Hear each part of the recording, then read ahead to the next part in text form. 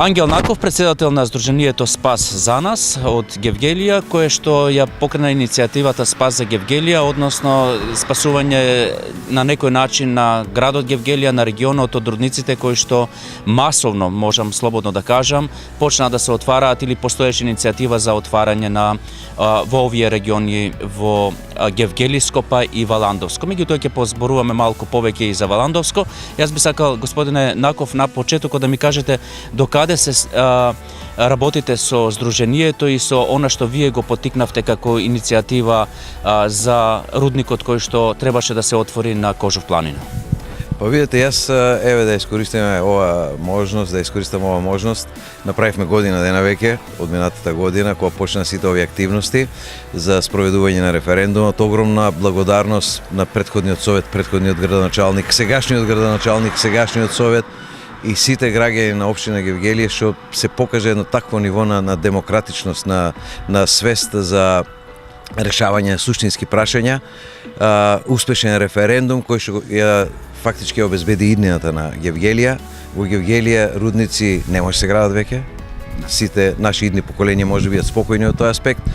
Проба овие компании кои што работеа овде, со кои што ги има концесиите за детални геолошки истражувања, пробаја уште на два наврата, еднаш пред Нова година и еднаш во февруар месец, повторно аплицираа за такви дозволи. Да, за нови детални геолошки истражувања, но повторно едногласно од Советот. Тоа беше и обврска, но и став јасен на Советот на општина Гевгелија бе едногласно одбиени. Мора да ви кажам дека тоа како граѓани на Гевгелија, како гевгелчанец ме прави горд. Јас бев еден од тие учесници, но ме прави горд што имам такви сограѓани. Значи, таков единство во такви клучни моменти прв пат се гледа во нашата држава. Тоа единство им даде потики на другите градови, Богданци, Доиран, Валандово, Иловица, Беровско, Старо Ногаричене, еве сега Кавадарци, да граѓаните се ја зедат работите во своји раци кога се работи за такви витални прашања. Така, на едно место бев прочитал дека токму изградбата, односно истражувањата кои што се правени за рудникот на Кожов планина му наштетија и на ски центарот. Јас морам да прашам и за ски центарот затоа што прочитав дека и не знаев, искрено кажам, дека е под стечај ски центарот. Колку, значи, навистина наштети сето ова на патот, односно и на оние туристи кои што сакаат да го посетуваат ски центарот? Видете, во секој случај така и почна ова работа околу овие рудници. Во принцип, ние не знаевме што се случува на овој локалитет горе на Кожов. Ние сега за неколку дена веќе спремаме и поголем број на материјали кои што ги објавиме за јавноста. Сакаме јавноста да биде комплетно запознаена за сите случувања, посебно и за такви важни економски, туристички зафати кои што се работат. Во 2013 година, 2012 година, владата тогаш донела одлука за изградба за ова постапка за издавање на концесии за отварање на нови рудници, од кои што на Кожов планина 3. Од тие 2 рудника се буквално на самите граници на ски центарот, проектот кај што треба се реализира, а едниот рудник, постојниот пат кој што го изгради државата, значи државата, многу граѓани не знаат дека од Смрлија вода до Кожов горе се изгради нов регионален пат со должина од 15 километри. Државата инвестира во него некаде околу 9 милиона евра. И тој пат го отворија во декември 2013, беше завршен и извршен технички прием, но само после 3 месеци беше затворен за сообраќај и до ден денеска од 2014 година до денес, 2018 година, март, тој е затворен за сообраќај. Тоа е едната работа, ама што е уште потрагично е оставен да пропаѓа, комплетно без никакво одржување. Да, ние реагиравме на тоа, пративме и кривична пријава против Македонија пат и преку 60 дописа. Никој ништо не одговори, ништо не се презема, тоа не чудеше. После се откри вистината, значи овој пат во суштина бил во средина на рудникот Коњско. Тој огромен рудник од 3000 хектари, овој пат е буквално во средината и требало да биде уништен. И затоа беше оставен на милост и немилост на природата. Сите шахти се затнати, пропусти, водата прелива, го подкопува. Сите луѓе што дошле на Кожев, што одат летно време и така, се запознаени со таа работа, но во секој случај, значи директно, буквално може да кажам отворено, значи директно наредба да се уништи патот. А со уништувањето на патот се знае дојде и до затварање на ски центарот, проектот Ски центар Кожев. И што сега, значи ски центарот затворен, се барали решение или оставате така? Овака сега, значи морам да ви кажам уште два моменти, а тоа е дека бидејќи ски центарот територијално припаѓа во општина Кавадарци, општина Кавадарци, општина Кавадарци престана да издава градежни дозволи во 2013 година, го прекинаа снабдувањето со електрична енергија. Замислете, ние како компанија вложивме 2 милиона евра, ќе ви дадам само податок, 2 милиона евра во изградба на подземен далековод од Смрлива вода до Кожев, двоен, со 2 трафостаници, кои што на Евана и плативме 2 милиона евра. Ја прекина електричната енергија за некоја заборавена фактура за Максиграф од 6000 евра. Мислам, тоа беше нонсенс, не беше сватливо, но беше дел од тоа сценарио. Исто така и покренувањето на стечај од група вработени, од 11 луѓе, од вкупно 70 во нашата фирма што беа вработени, 11 покрај една стечајна постапка, која што е во тек. И ова стечајна постапка ќе заврши со план за реорганизација. Значи, ски центарот Кожев не оди во ликвидација, оди со план за реорганизација во негов рестарт и за среќа наша и за среќа на сите наши сограѓани на Кожев ќе се гради, на Кожев луѓето ќе доаѓаат, на Кожев ќе се скијат, ќе шетат.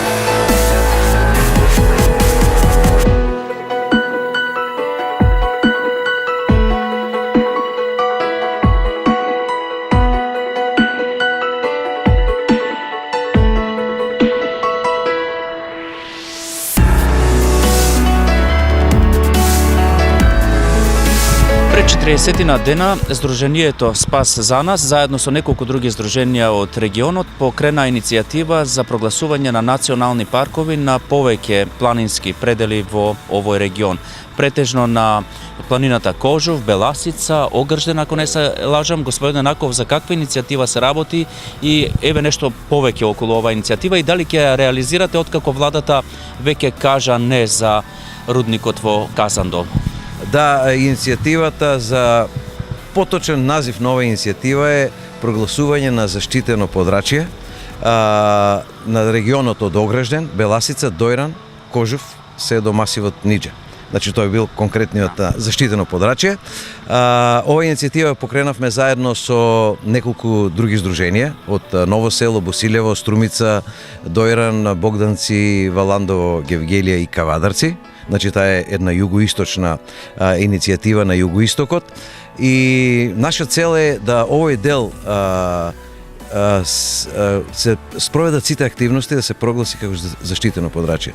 За да гледачите имаат поблиска представа во околу тој сам термин, бидејќи често и се прават грешки во тој аспект, во терминот заштитено подрачје, законски зборам, согласно законот, законот за животна средина кој што го регулира ова заштита на природата, се извинувам, кој што ја регулира ова материја, во заштитено подрачје влегуваат неколку категории на заштита на природата. Значи највисоката категорија на заштита е резерват, значи тоа е максимална заштита. Втората категорија се национални паркови. Третата категорија се споменици на природата. Четвртата се паркови на природата. Петтата се заштитени повеќе наменски подрачја. Сега, тоа значи дека ние сакаме во овој регион каде е адекватно и каков, значи од научен аспект со стручен пристап, да се дефинираат сите подрачи во овие 4, 5, односно 6 категории. Ради тоа што сметаме дека овој простор што го спомнавме од Огражден па се до Ниџе ја заслужува таа работа. Ова е единствен простор по многу карактеристики. Значи дефинитивно е најнезагадениот, значи тој е еколошки најчистиот простор, најверојатно и на балконот, а можеби пошироко, и од аспект на воздух, и од аспект на почви, и од аспект на води, на површински и надземни.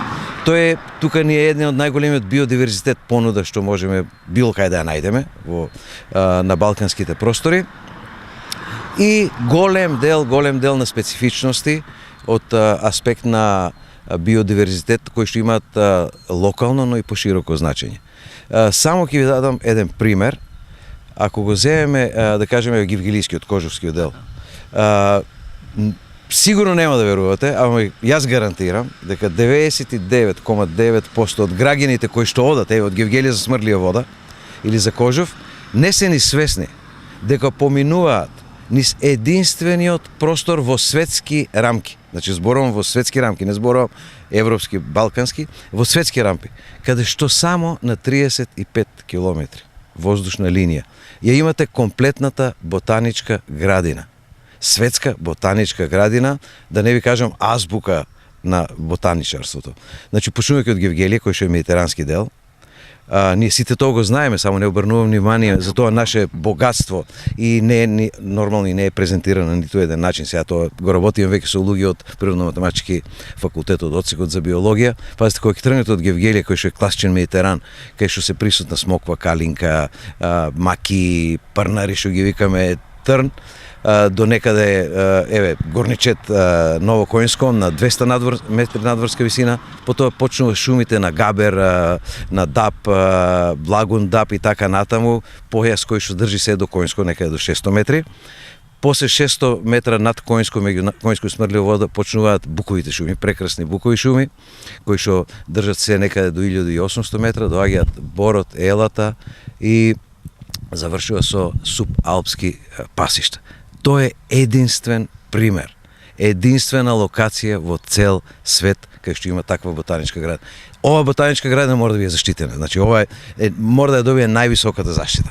Најдовте ли на разбирање од страна на Министерството, меѓутоа и од страна на општините, затоа што зборувате сепак за југоисточниот плански регион? Колку сте во контакти со самите надлежни служби? Рековте дека со Министерството да, меѓутоа колку за ова ве поддржуваат самите општини?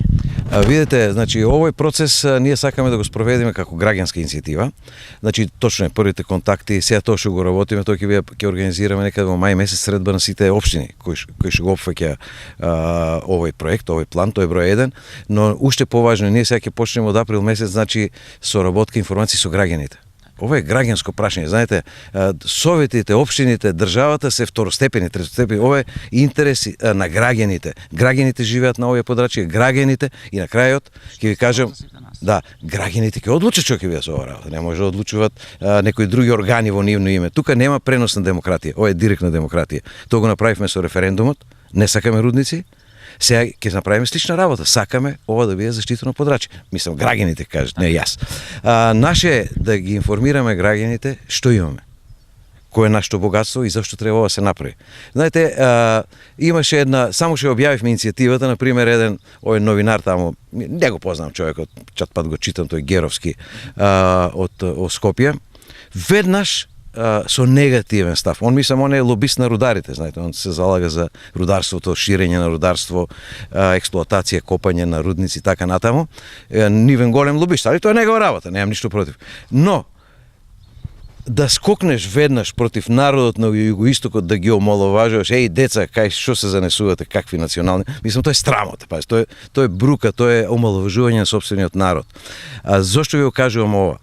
Ви го кажувам бидејќи граѓаните го имаат тоа право единствено да одлучуваат за својата иднина, односно за својот амбиент кај ќе живеат, они и нивните деца. Тоа е уставна категорија. Не постои тука можност некој друг да одлучува за нас. Ето истиот Геровски, веднаш го плаши народот. Вие знаете ли што значи тоа национален парк? Па таму веќе нема сечите дрва, вие таму нема ништо да градите, вие нема смеете ова, не смеете она и така натаму и така натаму. Граѓаните мора да знаат, значи дека ние збориме за заштитено подрачје, кој што има повеќе нивоа, како што ги реков, категоризација. Што е најважно за сите граѓани од Кавадаречко, од овој цел регион тука па се до Огрижен? Најважно е дека управувањето и работата со овие природни богатства ќе биде во нивни раце, во нивна контрола. Нема да се сечат веќе дрва на кожув, кои што се транспортираат и се носат не знам каде, и кај што пари се одлеваат во државни каси. Во националните паркови ќе се експлоатираат за потребите на локалното население. Знаете, согласно уредувањето на шумски ред, стално имаме отпадни стари дрва. Тој е толку на Кожов планина да ги задоволува сите потреби на сите граѓани во овој регион. Значи, и тој ќе прават бесплатно. Шумски плодови, собирање, само за локалното население. Не може тука вие да правите тргови бизнис со луѓе да доаѓаат од цела Македонија или од половина Балкан да собираат боровинки и така натаму. Значи, тоа е директна контрола и управа на граѓаните. Тоа е нашата цел. Наша цел е граѓаните ќе се грижат за тоа. Вие ако тоа не го осеќате дека е ваши, нема се грижите. Во овој момент само ќе ви дадеме податок на Кожов, цел Кожов, не зборам само од Гевгелија, се сечат некаде 100-150 Никој не знае. Јас од информации собрани од вама од таму, некаде од 100-150 метри кубни граѓа, дрва за огрев и за граѓа. Тоа е нонсенс. Последните шуми во Европа ние ги сечеме да се греат луѓе од дома, не на локално население. Што е уште поголема трагедија. Него се греат некои да прават трговија. Тој процес мора да го стопираме. Тоа може да се стопира само на овој начин. Ако сите граѓани застанеме под идејата и ја спроведеме оваа идеја, да го прогласиме цел овој регион за заштитено подрачје и да го оставиме за нашите идни поколенија, такво како што ни го оставиле нашите татковци и дедовци.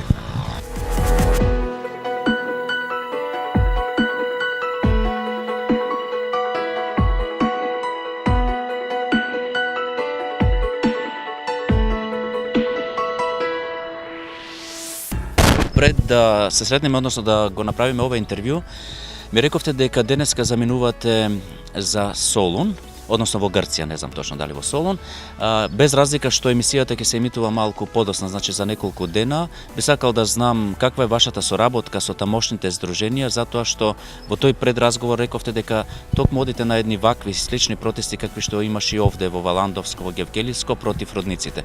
Значи, која е вашата соработка со овие соседни грчки здруженија? Да, точно е здруженијата од југоистокот, значи нашите здруженија од овој регион Струмица, што ги спомнав, Валандово, Богданци, Гевгелија, ние веќе во период од 6 месеци остваривме соработка со грчките здруженија кои што се борат против отварање на рудници во Грција. Тоа се здруженијата СОС Халкидики и Солунскиот комитет за борба против рудниците. Они имаат многу подолг историјат, нивната борба трае веќе 9-10 години, за жал со послаби резултати. За жал. Исто така, значи проблемот е потполно ист. Во областа после Света Гора, према Ставрос, исто така се издадени 4 концесии, од кои што веќе 2 рудника се спремни за работа, едниот и горе-долу го отворија да работи. Таму нивниот отпор кулминира до тој степен што дојде до судири помеѓу граѓаните и полицијата. Над 10.000 граѓани се судрија со специјалните единици од Атина. Се запали рудникот, ја запалија полициската станица, па имаше апсење на преку 600 демонстранти и така натаму и така. Немили сцени. Моментално е стендбај тој најголемиот рудник Скориес.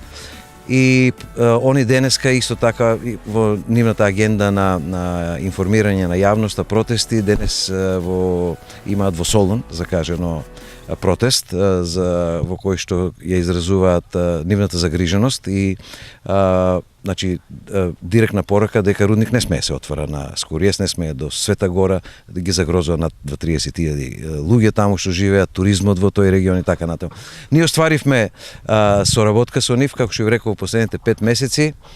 Еден од нивните лидери, господинот Апостоли, 78 години, архитект, еден од најдобрите архитекти во Солун, познат, голем борец, интелектуалец, поранешен рели шампион на Грција, олимписки победник во едлиричарство на Грција.